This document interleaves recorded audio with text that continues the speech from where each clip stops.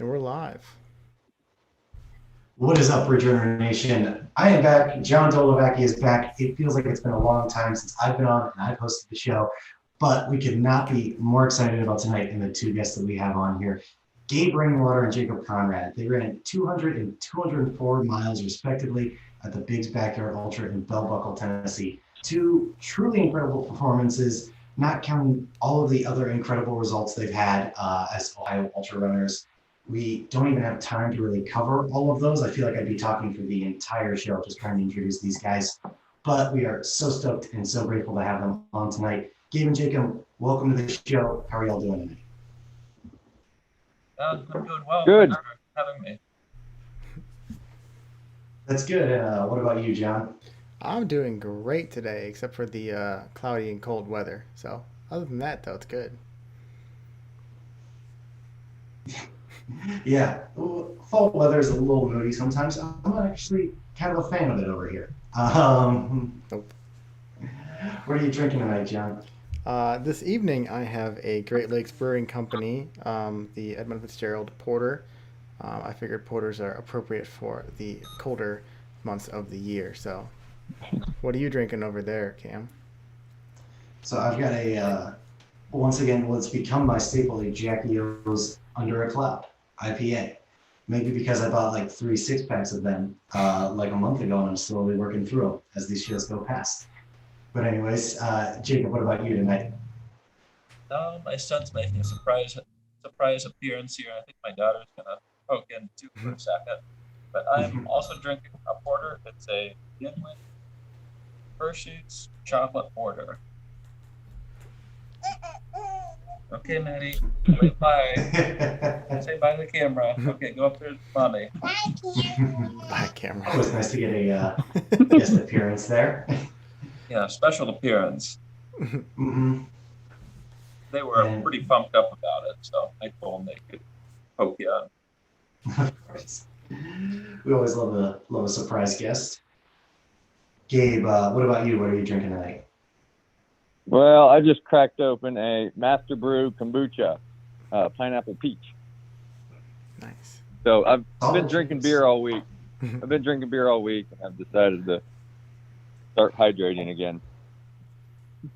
Pretty good choice. That's usually the smart choice to be making, but I didn't get to where I'm at in running ultras by making all smart choices.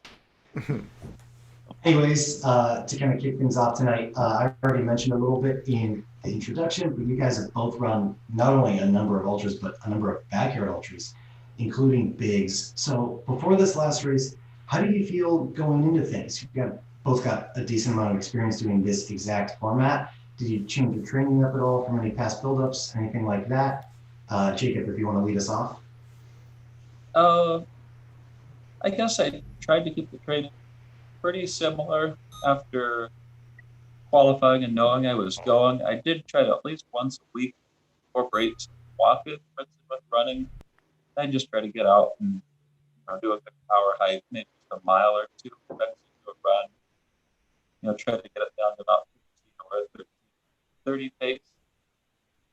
And then I guess I did some longer runs where I didn't really worry about pace. I knew, goal race pace was 14-minute miles. So I just tried to do some extra long runs and kind of purposely run them a little slower than I normally would. But other than that, pretty normal training. I didn't go crazy with miles and still tried to mix in a little bit of faster stuff.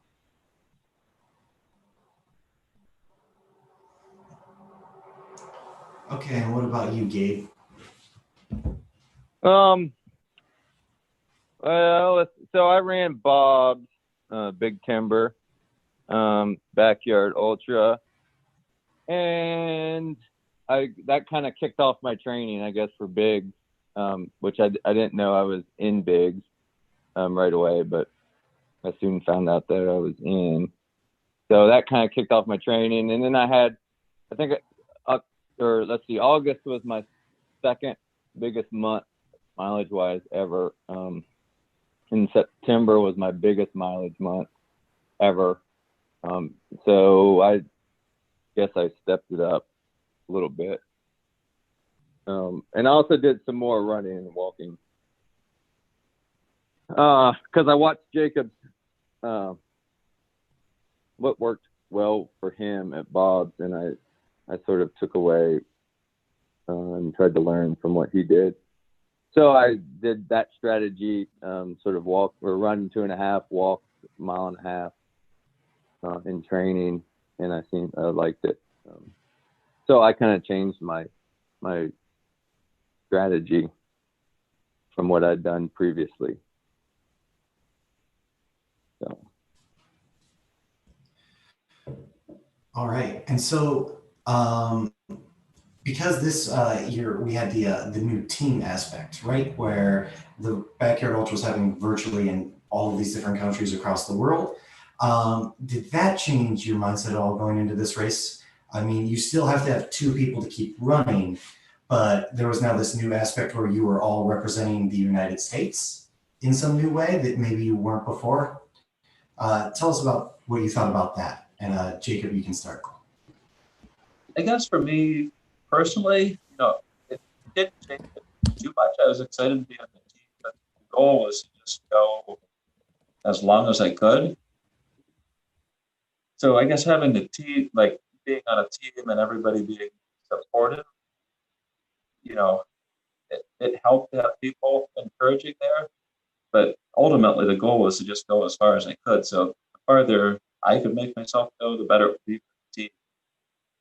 But actually being in the race, the team aspect was pretty fun because everybody was really encouraging, really, really well to give tips. So that was probably one of the neatest experiences about the race, just how everybody would encourage, go up and ask whoever you wanted, hey, how did you do this? How do you like that? And they just give the answer. So that part was fun. That's awesome. Yeah. What about you, Gabe? Yeah. I didn't really get into too much of the team thing till I was actually running and we were actually sort of in it. And it got later on in the race. So like my last, from like 150 to 200 miles, it was sort of motivating to be having the team competition because I think Laz was really into it.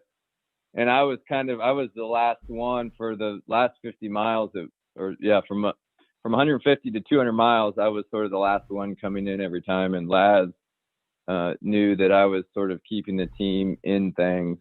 And he seemed to really be into the team aspect of it. So it was kind of cool because he was cheering, I think, more than he normally would because I was coming in and I kept helping the team by getting loops. Yeah. So other than that, yeah. Yeah, because it's definitely like very So interesting. it was cool. I mean, it was cool. I mean, I didn't really, while I was running, I had a little bit of, people were telling me how we were doing as a team, but it wasn't like sort of the forefront. Like Jacob said, we were just trying to go as long as we could.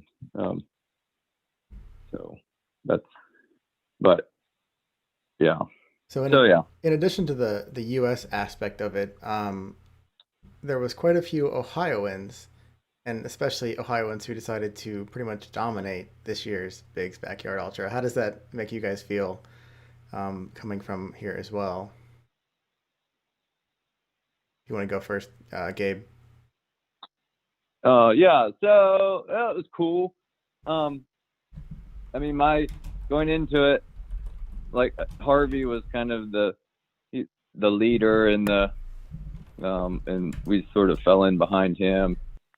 And I mean, it was pretty cool when I think it was about 150 miles. Olivier dropped out, did not make the loop back. And so the 3 males that were left were me and Jacob and Harvey. And it was like, wow, we're all 3 from Ohio and we're the last 3 males on the U.S. team. So that was pretty cool. And the women, and also just in general, the U.S. women were extremely strong. I mean, they were unbelievable. And then Jordan, me and Jacob were running, and we were like, man, I wish Jordan was out here with us, but Yeah, he would next have made year. it fun or more fun. What about you, Jacob? Did that Ohio part add any extra interesting aspects for you, or? Oh, I think it helped ease my mind a little bit, especially before the race, because I wouldn't say like I'm close friends with Harvey, but I've met him before, so we pulled in maybe 50 minutes ahead of game, so we had to set up tents and kind of walking around, where do we go, what do we set up, and there's Harvey say, hey, I'm Jake, met you before from Ohio, and well, we could set up our tents right here, so actually we each had 10 by 10 canopy tents, and we kind of set up our own little Ohio corner. Got a good start or a good spot right by the start line. So we actually ended up together. And then it was just nice to have a couple faces I knew there to kind of ease into the race. And then Harvey is pretty knowledgeable about different strategies and techniques to do during the race. So that was helpful as well. Yeah. Yeah, and Harvey loves giving advice and telling stuff, and so he was always telling us, like, he told me to change my shirt and put sunscreen on and all that kind of stuff. So it was good to have him as helping us out, and we took some of his advice to heart, and some of it we just said, nah, we're all right. Yeah. So before we change subjects and go further into the race itself, I just want to remind everyone that this is a live show, so you can ask questions in the chat. We are both monitoring that, so drop those in there as well. If you don't follow us on YouTube, go ahead and follow us on YouTube. We're on Instagram and Facebook as well. Go ahead and give a like if you enjoy what we're doing and want us to continue to produce more. But I'll let Ham take the next question, and I have to jump off for a couple seconds. My camera is acting up, so I'll be right back.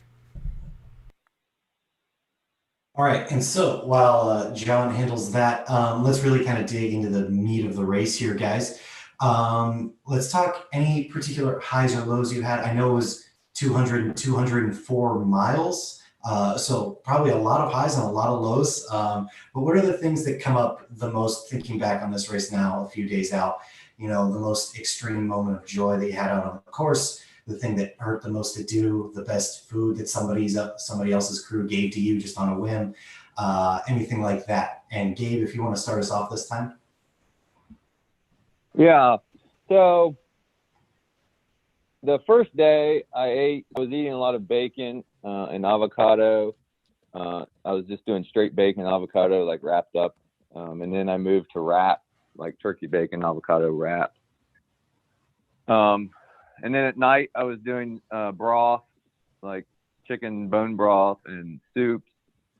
And then sort of after, and I did that. So I did that sort of combination to about 150 miles. And then at 150 miles, I kind of just switched over to Spring Energy gels and did those for about the rest of the way. In a combination, I had a little bit more solid food, but my stomach was just kind of tired of eating.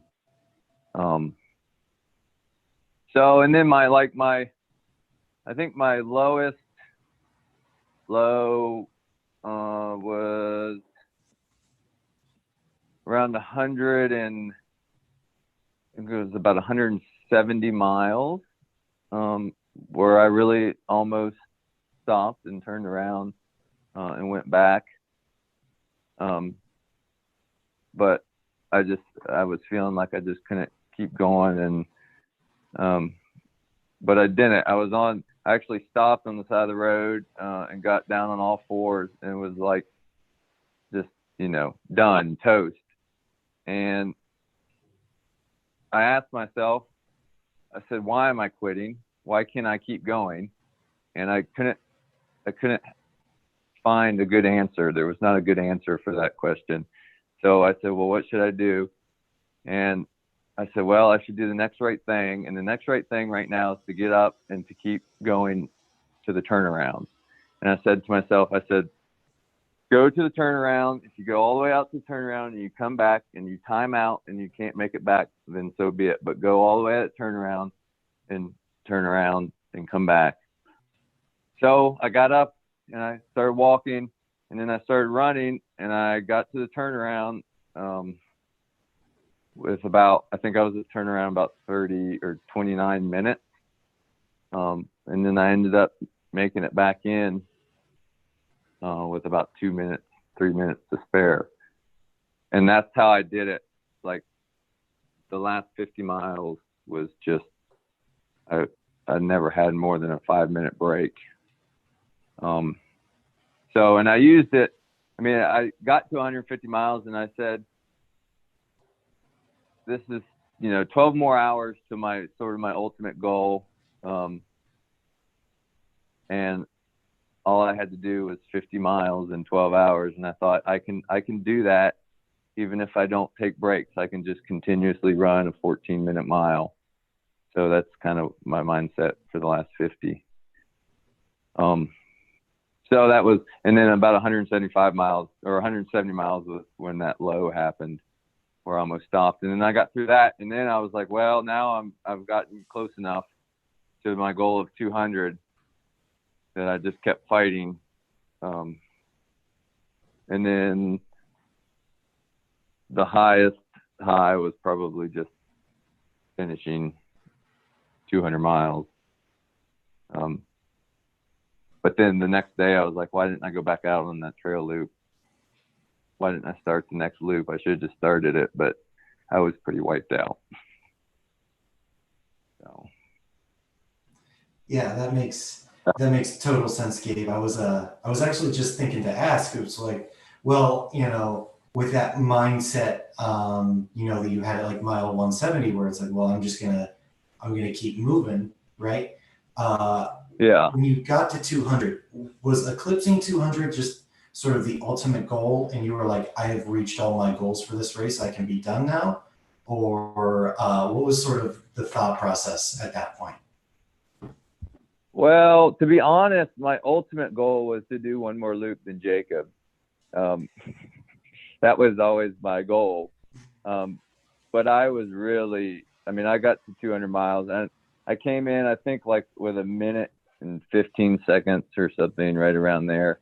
And I was on the road. I was basically I was a glorified power walk. And I just felt like the trail, when I got to the trail, I wasn't going to be able to just, I could hardly pick my legs up. I was just shuffling. But like I said, I really, looking back on it, I wished I would have at least started it. The other thing about Biggs is, even for the trail loop, you start out on the road. You do this. It's about a quarter mile out on the road. You turn around and a quarter mile back before you hit the trail. So that road, and it was downhill, and then you turn around and come back uphill. And so I really, like, when I was coming up that, and it's the same road on the road loop. So I just come up that hill, and I thought about going back down it and turn around and coming back. And I just was like, I don't think I'm going to be able to do it. But like I said, that's the backyard ultra running is, no matter what happens, you basically, the next day, you're like, why didn't I go back out? Why didn't I do one more?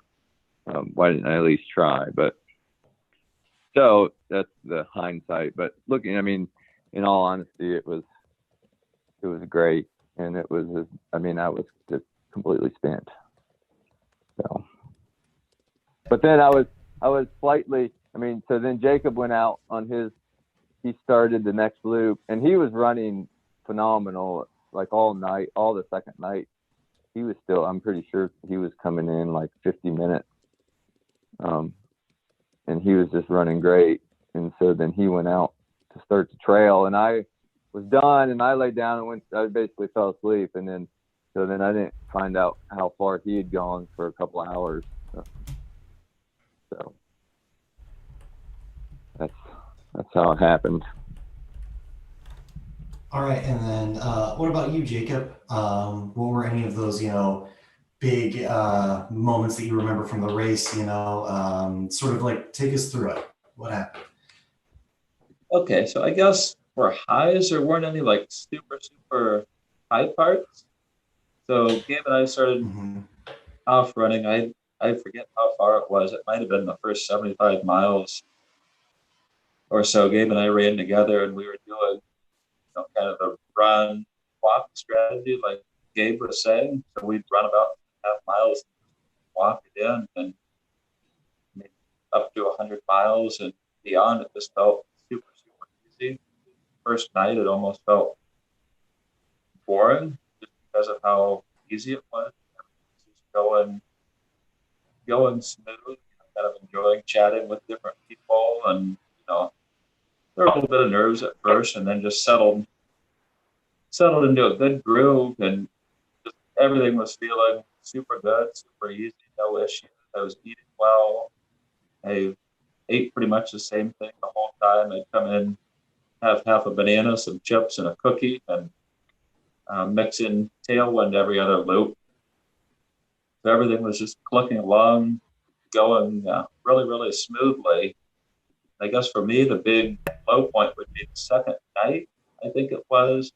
So we were running 11 trail loops and 13 road loops, just the way the race started this year.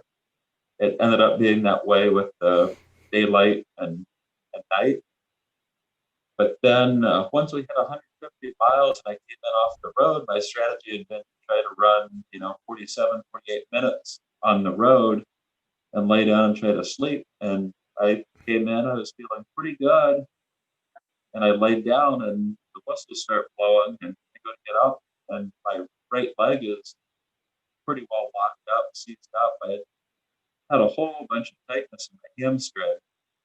And I thought at this point, like, okay, this could be it. Like, I don't know if I can get going again. So kind of stretched, did some troubleshooting, gonna get out there and start the loop. So kind of shuffled out of the corral, and about a quarter mile down the road, it loosened up, and I was able to cruise. Came in about, I don't know, I was pretty consistent, 47, 48, a couple of 49s through the night. But then it was the same thing. I was trying to play the game, the long game of I need to sleep to stay in this. And each loop, the loop was pretty painful. And then about a half mile to, three-quarters of a mile in, it loosened up and just be a minor annoyance. So I'd come in and lay down, and I was still making sleep a priority. But then when I'd get up, it would be really tough to get up and then kind of hobble out to the corral and hobble out of the corral. But then the downhill was pretty painful. But once I could get going, I could run fine. It wasn't bothering me that much. I could tell it was there, but I could deal with it.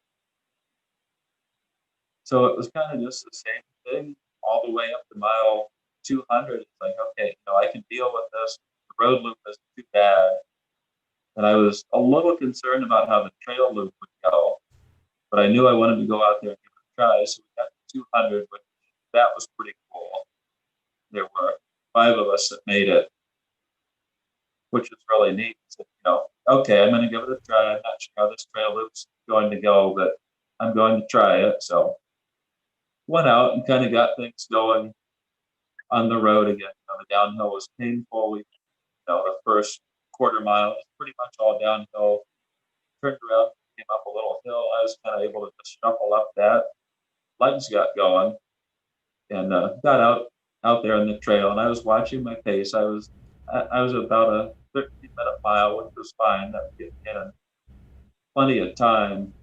And then as I got out on the trail, the uphills were okay, but the downhills were just kind of excruciating. And as I continued that loop, I just got tighter, tighter, and tighter. In the previous few days, I've been able to run the downhills fast enough. I was able to walk all of the uphills. Well, it wasn't the case anymore. All of a sudden, I was actually faster on the uphills. And to make it in time on that loop, I knew I was going to have to run everything. So I did, but the effort level was way up there. So I came in from that loop, and it was, I think, 56 56:10 or 56:15, which was plenty of time.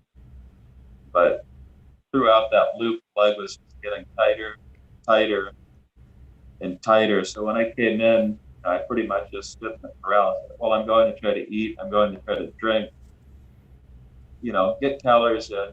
I was still able to eat okay. But as I was standing there, I was kind of just lightheaded. And that previous loop to hit 204, it had been pretty difficult not to fall. So I was thinking, at this point, like it's going to be very difficult to get another loop at under the time. And I don't know that I'm feeling confident in my ability to navigate the trail. So, I'm going to start and see what happens. So I'm kind of same thing, shuffled out down the road, pretty painful, turned around, started shuffling up the hill, and it was still painful. Leg was not loosening up. And as I came back through the start corral at a half mile into the loop, I just realized, this isn't happening. Maybe I can squeeze another loop out. But, at this point, I think I'm just going to hurt myself if I continue. Like the leg was manageable, but it was feeling, like something bad might happen if I kept on. So kind of promised myself I would keep going unless I felt like I was going to hurt myself or break myself. And I felt like I was at that point, so I dropped. And, like Gabe was saying, you always think the next day, well, could have, would have done this, but I think I was pretty truly done. So I'm content with where I stopped. It's remarkable, that distance. The trying to sleep in between it Yeah, too. You're trying to get it out in and out. Like, I mean, what was it that did? Was it more of the sleep or the muscle fatigue that really was that final straw?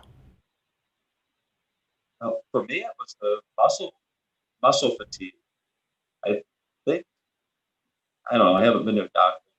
Just ignore it, keep running technique, but I was still mentally pretty alert. I was able to get a consistent, you know, 8 minutes of sleep every loop, and I mean, I was still pretty alert. My left leg felt pretty good.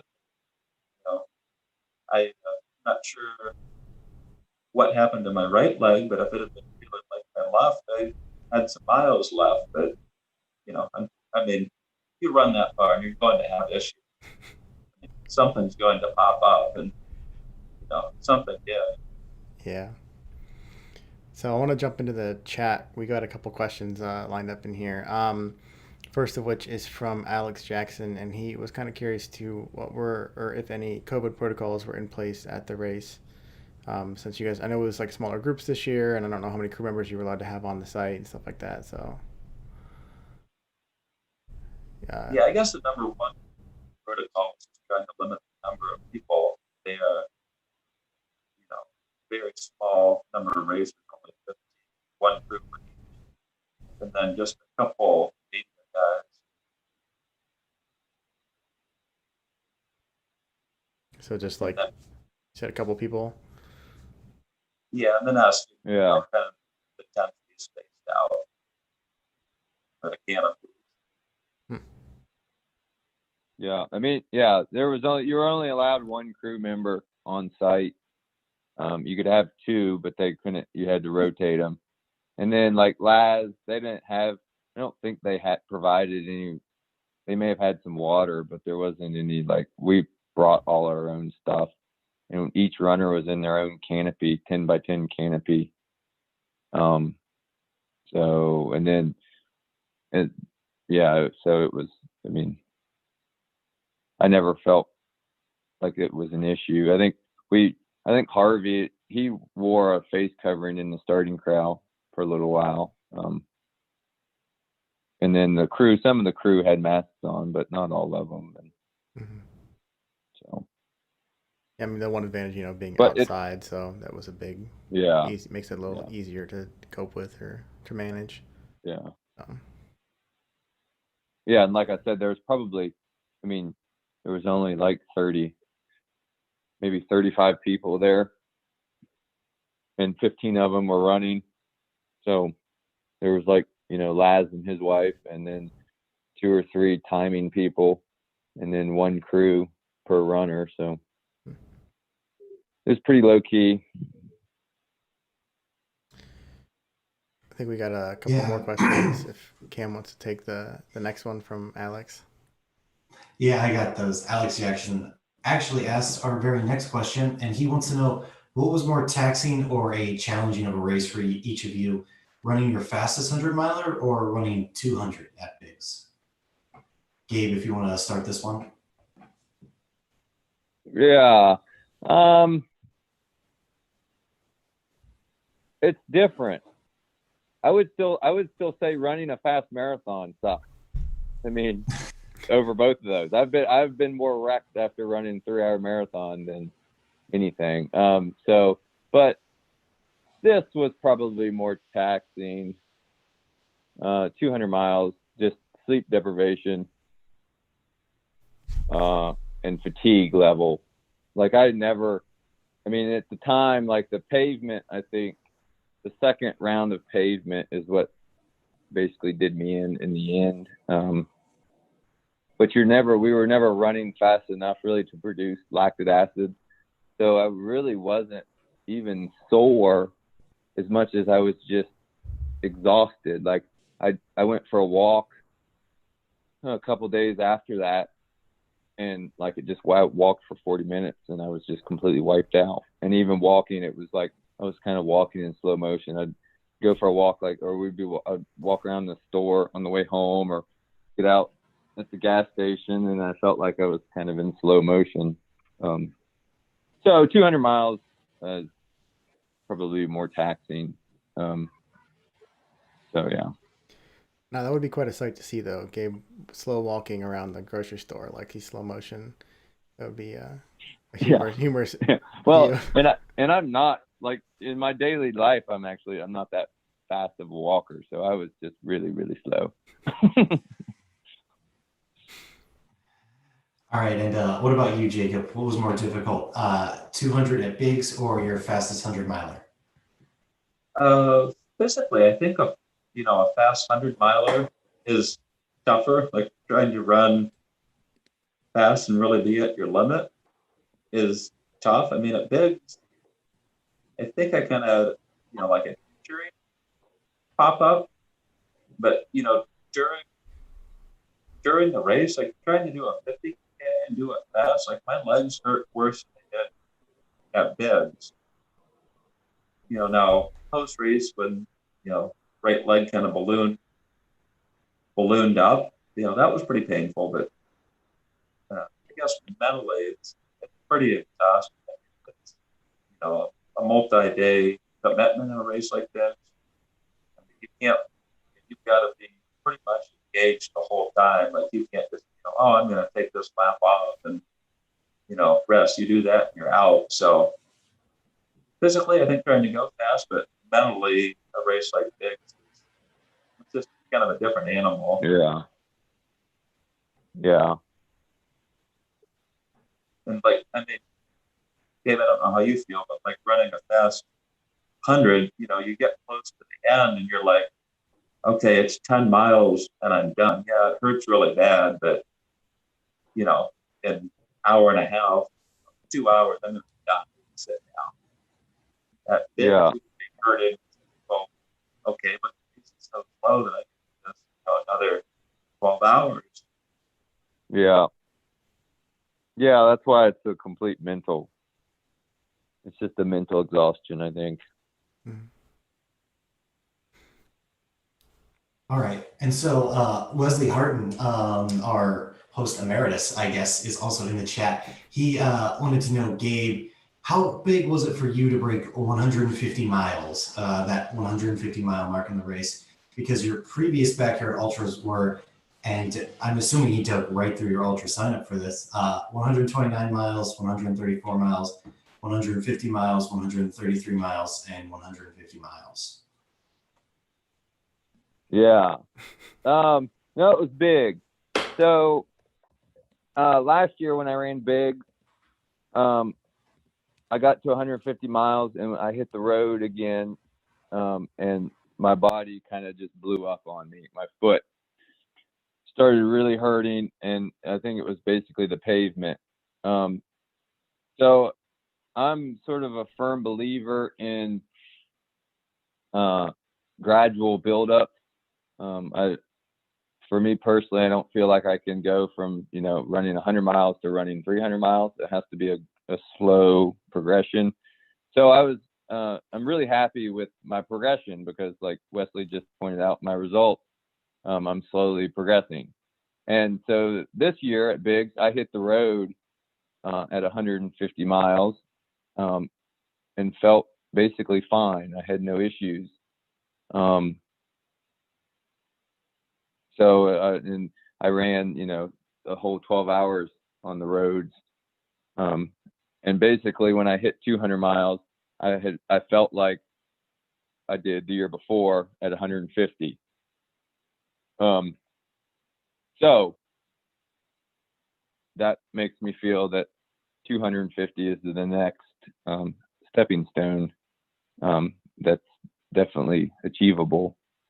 So yeah, but it was really big to get past 150, 154, and then like I had my sights set on Michael Owen because he in the virtual backyard he'd done 160, maybe, I don't quite remember, but I had that number. I was going for that number, and then I had 175 that I was going for, and then then I got into the 180s.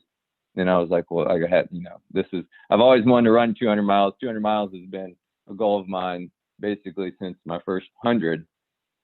And I just kept telling myself, you have no reason. This is the time to run 200 miles. There's no reason to stop. So that was sort of my progression there mentally, but for sure it was great to get past the 150 and, keep moving. And you said 250, so 250 is going to be next year's goal, right? Or is it just going to go to 300? 250.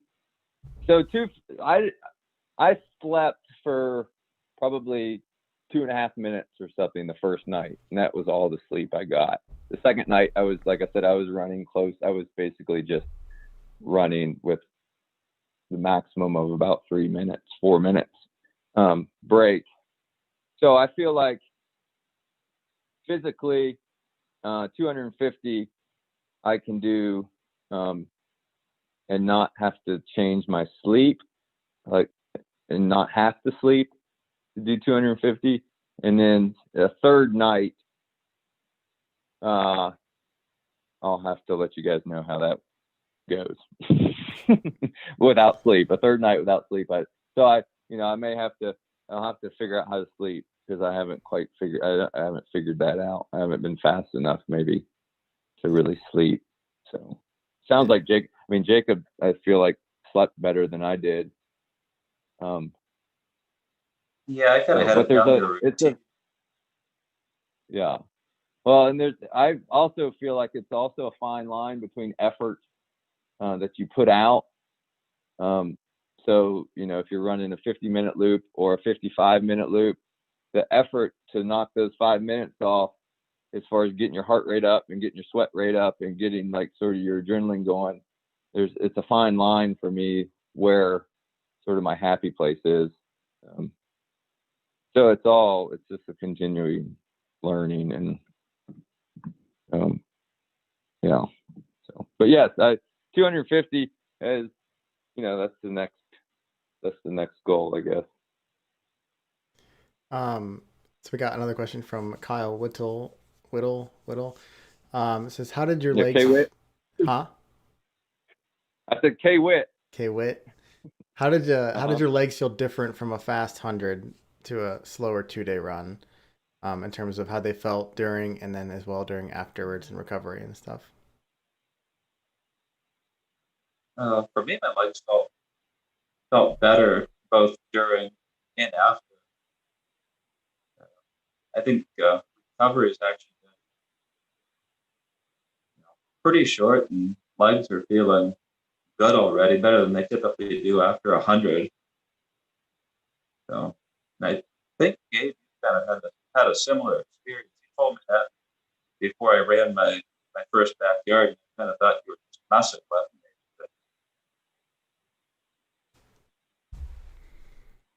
me. Yeah.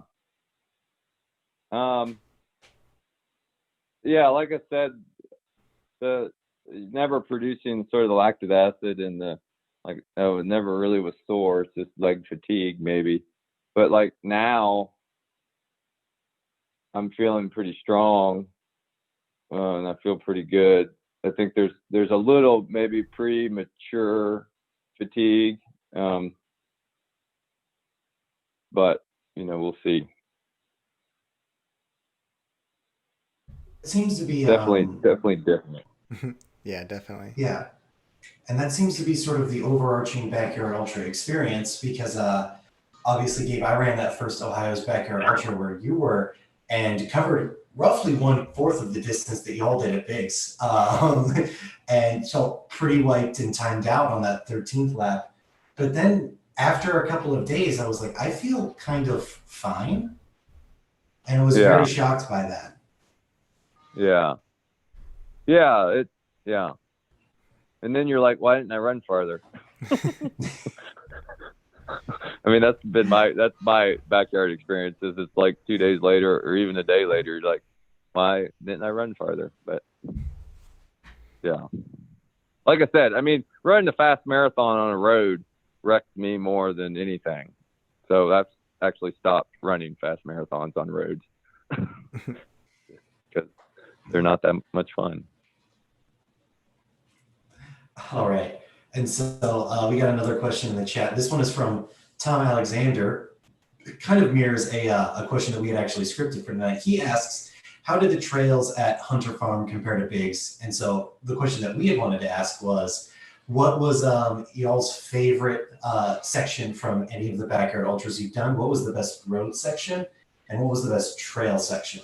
So maybe kind of get both answers here. Jacob, if you want to start us off.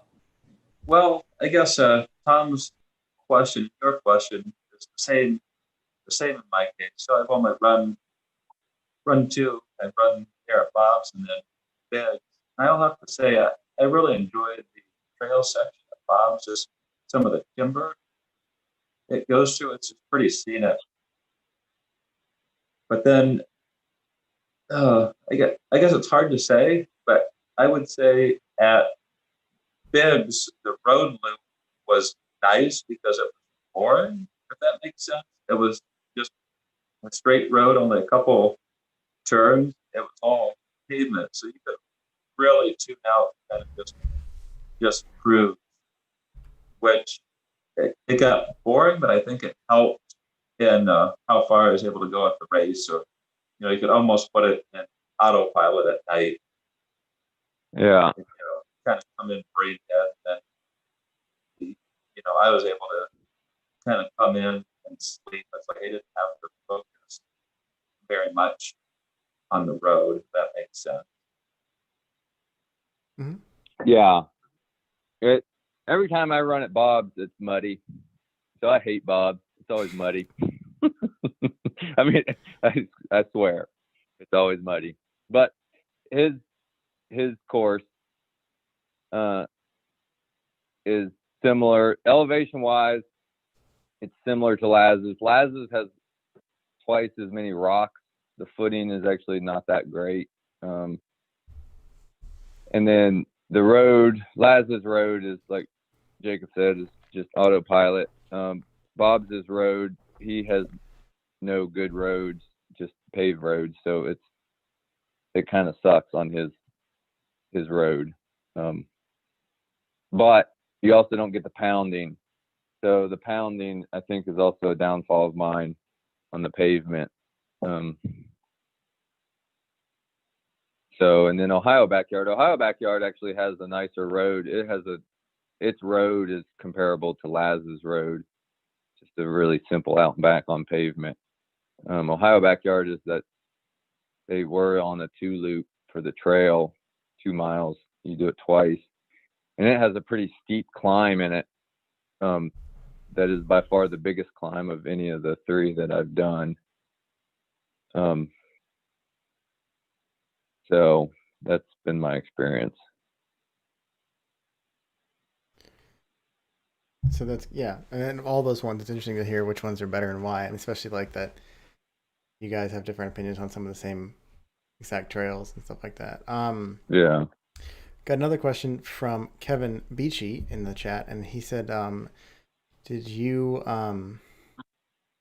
wear different shoes for the road or and the trail, or were you guys wearing the same shoes the entire time, or how did that work out for you guys? Yeah. So I wore my favorite trail shoe is the Ultra Olympus. So I had an older pair of Olympus that I wore the first day, the first 12 hours, and then I went on the road. I went to the Hoka Carbons, which I really enjoy as long as my legs are fairly fresh. And I wore those for most of the first night. And then the second day I had a brand new pair of Olympus.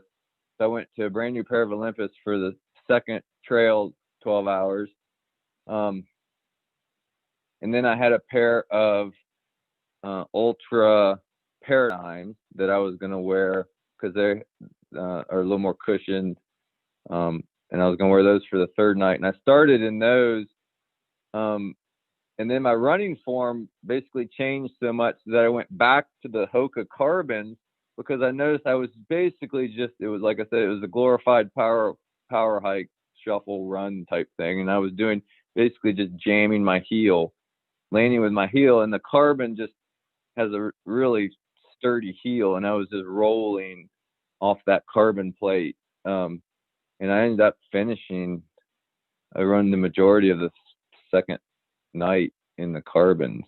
And then my plan was I was hoping I was going to actually wear the Paradigms on the trail for the third trail, but I didn't get there. So that was my shoe experience. And also I probably took my socks off and reapplied lube on my feet probably a half dozen times at least, and I had no blisters. Like this is the first, I mean, not a single blister. I had no blisters on my feet, which was great. So Yeah. What about you, Jacob? Changing some shoes or no? Yeah, I did change shoes. So I started in a pair of Hoka Challengers, and I thought I might be able to just keep those on and run the road in them as well. So we did the first 11 trail loops, and I had a couple toes that were just feeling a little bit pinched. And I also, it didn't blister in the race, but it had blistered at Bob's, kind of the ball of my right foot. And then I did a pretty long training run in the rain and got another blister there. So that spot was feeling kind of hot. So we did the first 11 trail loops. I thought, okay, my feet are feeling a little bit pinched. Take my socks off, check out my feet. I keep a couple spots, getting a little hot, the ball of my foot being one. And I had a pair of Saucony Ride, just a kind of a basic cushion trainer that I've worn through a couple pairs of them. And I put those on for the road, and they were just feeling really comfortable. So after the first night, I said, you know what, the trails are really dry. I'm going to give them a try. I had another pair of Columbia, Colorado shoes, and I told my crew, have those ready, but I'm going to give these rides a try out on the trail. And I tried them, and they did fine. They were actually feeling really comfortable on my feet. So I just wore those for the duration of the race. Never really had any issues. Although Harvey put the jigs on me, he spotted that I was wearing road shoes. And I think we were coming up on 150 miles. You've been wearing those on the trail the whole time. He said, yeah, I haven't had any issues, falling. And about 10 steps later, I caught my foot and almost fell. But never went down, got myself in the hands. And, like Gabe, I had a couple of those hot spots for him early, but took care of them. And no blisters, no feet issues at all. So I was happy with how that worked out. It was nice not to have chewed up feet and, dealing with painful feet and just, all the other issues that come up in a race like that. Yeah. Yeah, I also wore gaiters for the first. Well, I started wearing them recently, but I wore gaiters on the trail, which I think helps keeps all the debris out. But Yeah, any of that loose gravel and stuff and dirt. yeah. Mhm. And so we've got two more questions actually in the chat right now. And the very first one is for Jacob, and it's Rob Bayou. I hope that's how you say that. He's asking, Jacob, how were the performance of the exoskin socks?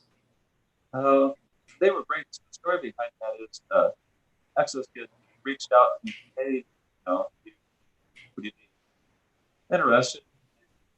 Talk with them a little bit. The deal was try the socks out. If you like them, wear them at the race. So I tried them out and I liked them, and I ended up wearing them the whole time.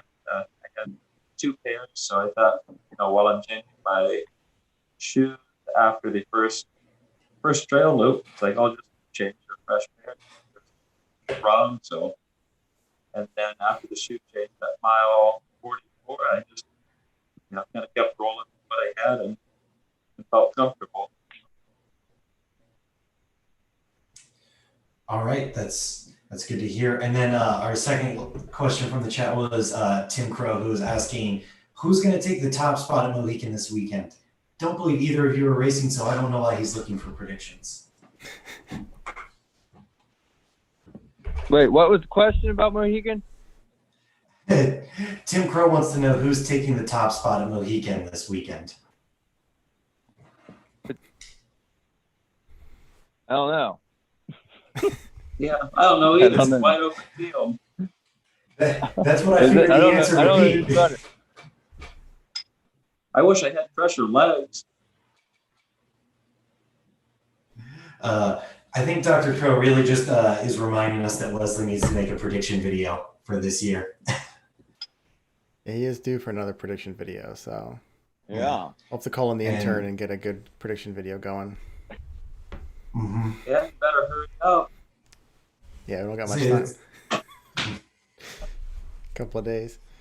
So let's jump back into a couple more questions that we have. We're getting close to our time for this evening. So, what is your number one tip for success at a backyard ultra for our listeners, and maybe possibly Cam, but probably not me, but maybe, but probably not.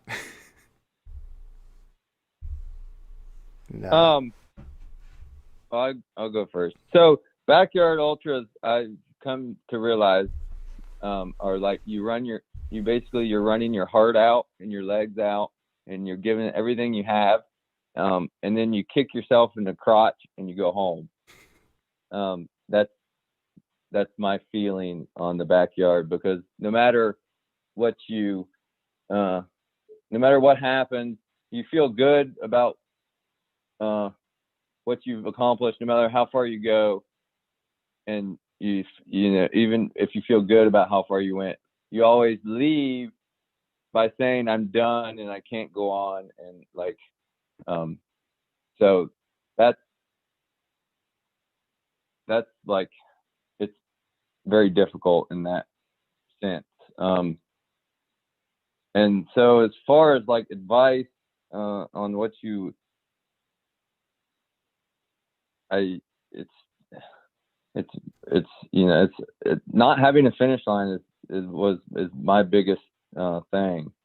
And so, and if you're, depending on what your goals are, if your goal is to be the last person standing, or if your goal is just to run as far as you can, or a PR or whatever,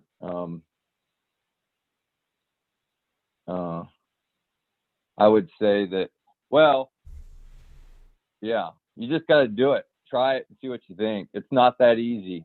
Like when I first heard the concept, and I was like, oh, 200 miles, that's where we'll start. We'll just start at 200 miles and then we'll go from there. Like that'll be the easy part. 200 miles, we'll get to 200 miles, and then like we'll go from there. And it's, you know, I've worked my tail off to now get to 200 miles.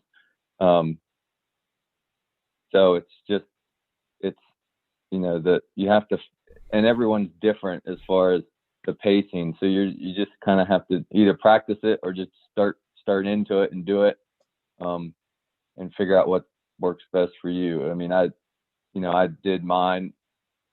The first one I did, I probably ran too fast. And then I tried to slow down and just started slogging. And then I sort of watched Jacob at Bob's, and I decided his strategy, I really liked his strategy. So then I incorporated his strategy, and went farther than I had. So it's definitely there's a learning curve there, if that makes sense. Definitely think so. So I think what you're trying to say is basically it's just there's so many unknown variables with it, I guess. Yeah. And you really Yeah. can't pinpoint I mean, because it's a different. Go ahead. Yeah, it's a different, and each one, I think it's unique to to each individual. It's a different animal, and it's not for everyone either. So it's, but I think everyone should try it because it makes your next race with a finish line seem like really nice, because you're like, hey, I'm only running, like all I have to do is run to there and then I'm done. So it helps put things in perspective. And if you're sort of burnt out maybe of racing or running, it can be it's definitely a new challenge, and it brings a new aspect to running that is enjoyable. What about you, Jacob? What would be your number one tip or piece of advice for somebody? Yeah, I guess kind of for anybody doing it, I mean, kind of do everything in your power to make it as easy as it can be for as long as it can be. You know, if you're trying to go far, you know, if you mess up your hydration and don't drink for 3 hours, you know, that can be enough that ends your race. I mean, even though it seems, you know, pretty easy to get, you gotta stay on top of everything, like drinking enough, eat enough, you know, take care of your feet. You know, don't let something silly where you just zoned out, not paying attention, end your race. I mean, eventually it does get hard. But, you know, it's no joke. But I've really enjoyed myself the early part of the races. I thought it, you know, it might be kind of boring and mind numbing, but it's been fun to get to run with people and chat. I found that, you know, even though maybe there's not a lot of stuff going on early in the races as far as the field, then now it's a lot of fun to, you know, get to hang out with people, talk with people. You know, it's not like a race. You know, it doesn't do you any good. You got to meet everybody in line. You might as well just run with people, have fun, you know, enjoy it. Just make it easy. Get a nap starting at mile 20. Get a nap starting at mile 20. You know, bring food you like. You know, just stay comfortable. So basically, what I'm gathering from both groups here is to expect the unexpected. You don't really know what's going to happen, and just try to do your best to make sure that you take care of those variables beforehand by training and keeping up on your goal. Yeah. Yep. Feels like it's a very weird type of race to try to give advice for. It is. I mean, it's a unique, thing. Yeah, and I think to do what you really want to go far, you know, commitment to the race is pretty important. I mean, if I just, you know, stop when things get a little bit hard, that, you know, I don't think you really find out, you know, how far you can go if you do that. Mm-hmm. Yeah, that makes perfect sense. And so does all the advice. It's a shame. I was looking for some easy hack that was going to get me into pigs next year, like immediately. But with that said, we'll finish up tonight with this question. And so there's been a lot of talk by us, by everybody essentially who follows these backyard ultras, about what is sort of like the human upper limit of how far you can go in one of these races. Not necessarily any of us or, Harvey or Courtney or anybody like that, but just how far can a human being possibly run in this fashion? So I wanted to pose that question to y'all. And what do you think is the furthest that a human being can run in a backyard ultra format race? Jacob, if you want to start us off. Oh, well, a guy from Belgium made it over 300 this year, and apparently he looked pretty good at the end of the race. So hopefully it'll be a normal year and he'll be at Biggs. I'm not sure what the course is like, but regardless, that's impressive. That, there was some chatter before Biggs about people wanting to go 400 miles there, which I don't know. At this point, it seems a little bit inconceivable. I think to do that, you would have to be able to run fast enough to get lots of sleep. But, people are throwing it out there and thinking about it. So, and to me, it seems like these races have grown in popularity. So, assuming they continue to attract, more runners just by sheer numbers, you're going to get, more talented upper end of the field. So I don't know. I could see somebody hitting 400 within a couple of years. What about you, Gabe? Yeah, I don't know. I think at some point, I mean, depending on it all, I think it depends on sleep. If you're able to sleep, so that which lends itself, if you have a faster course, you would technically be able to sleep more or get better sleep or more sleep because you're able to do the loops faster. At Biggs in Tennessee, at Laz's, I don't know. I think 300 might be about the limit on that course. I don't feel like that trail you're going to be able to make up any time. Yeah, I think it's going to wear. I think the trail's going to wear you out. So that's sort of. But I don't know. I mean, if you just ran it if you just ran, I mean, what's a fella there's only been one guy that do 600 miles in a 6-day race. And wasn't he at Biggs? I'm pretty sure he was running. Yeah, he was. So if you think about that, or even like Olivier, he's done whatever the record is for 48 hours. He's done 260 some miles in 48 hours. And I actually asked him about Olivier. I asked him when he ran his record, and I think the first 24 hours he did like 140 miles, and then the second one was like 120 or 115 or something.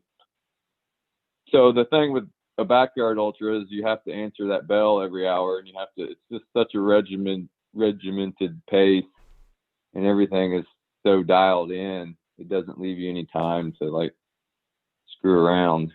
Mm-hmm. So I don't know. I think 300. I think 300 on Laz's course might be the limit. But who knows? I mean, like Jacob said, you get more and more people involved, and better runners, or who knows? Yeah, I would agree with the sleep aspect of that. I mean, that has to be we all have there's a human limit of how long you can stay awake before you start hallucinating right. and just falling over. So I imagine, right. If you could get down to like maybe on a flat road, a 38-minute or 40-minute, and get a good 15 minutes of sleep, that would go so far because you're at least closer to getting into a deeper sleep at that point than you would be with 5-minute cat naps. So it's interesting to see how that would work. And and then like on the flip side, the faster you run, the higher your heart rate and the more adrenaline you're, and then it's harder. It's even that much harder to fall asleep. So it's definitely tough. Yeah, it's a weird balance to figure out. But it'll be interesting to see how it develops over the next, 4 or 5 years and see where people get to and what strategies get more ironed out. Yeah, well, I'm really curious to see how, like, next year, if it's, say, a post-COVID world, what happens with the sort of the world championship, backyard if it's going to be, I don't think Laz is going to want to just have 15 people at his place. I think he's going to want, but I think also his place can only handle like 75 people, is like its max. So it'll be interesting to see how that all works its way out and shakes out. Yeah. Well, I think that's it for this evening. I don't see any other questions in the chat or anything for this evening. So on that note, where can people follow you if they wanted to follow you guys? You guys on Instagram or just Strava or what? Yeah, I'm just on Strava. I'd like to thank my wife for crewing for me. She was excellent. And I'd like to thank my parent for watching my kids for 5 days. Well, me and my wife went and ran for 2 days. So that would, and my brother too, I talked to him on the phone and he helped me work through some things. And then, if you want it, Strava is the extent of my social media. And so. We'll link that Yeah. below. Jacob, what about you? Where can people follow you? I'm on Strava and Facebook, and I'd also like to thank crew members, Kyle Whittle, who was in the chat, and my father went down, and then my wife stayed home with the 4 kids. I think I hear some crying downstairs, so I may be in trouble after we hop off here. Cool. Well, thanks for joining us tonight, and thanks for sharing your guys' perspective from this thing. And congrats on both of your guys' amazing accomplishment. 200 miles is just absolutely ridiculous, and it was definitely well earned. And we were rooting for you, and very happy to see you guys get there. And that having all the people, Ridge Runner Nation, and all the people in the social media world, I knew they were all watching, and it was really motivating too. So thanks to all the people out there. Yep. Thank you. Cool. Well, as always, we'll put the links in the description. Wednesday night at, I think it's 9:00. Wesley's going to yell at me if I'm wrong. Is another show. We have Bryant, who is the Rim to River 100 race director, on. And I think that is Cam and Wesley that night, and they will be doing that show. So tune back in Wednesday night for another fantastic show. Thanks as always, and we will see you all next week on the next Ridge Runners Live. Bye, everybody. See you all on Wednesday. See you later.